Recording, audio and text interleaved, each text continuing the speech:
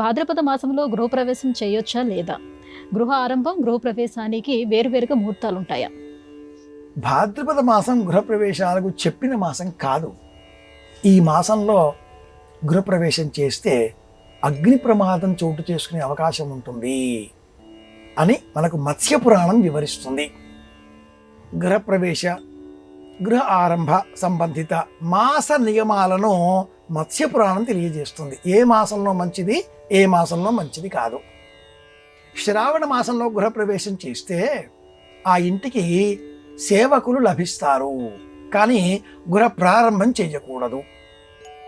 భాద్రపద మాసంలో గృహప్రవేశం, గృహారంభం రెండూ యోగ్యం కావు, అగ్ని ప్రమాదం.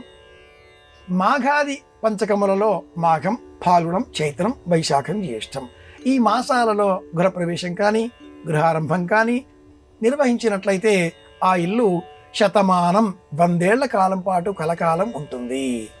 ఇలాంటి నియమాలను మత్స్య పురాణం వివరిస్తుంది. ఇక గృహ ఆరంభం, గృహప్రవేశం వీటికి సంబంధించిన ముహూర్త నియమాలలో రెండింటికి అపరాహ్నం, మధ్యాహ్న ముహూర్తం, అభిజిన్ ముహూర్తం పనికిరాదు.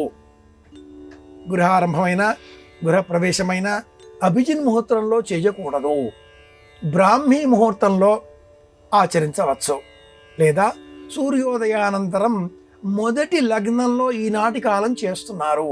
పూర్వకాలంలో మట్టుకు పంచ ఉషఃకాల అన్న నియమాన్ని అనుసరించి సూర్యోదయం కంటే పూర్వమే బ్రాహ్మీ ముహూర్తంలోనే గృహప్రవేశం, శంకుస్థాపన పేరిట గృహారంభం నిర్వహించేటటువంటి వారు.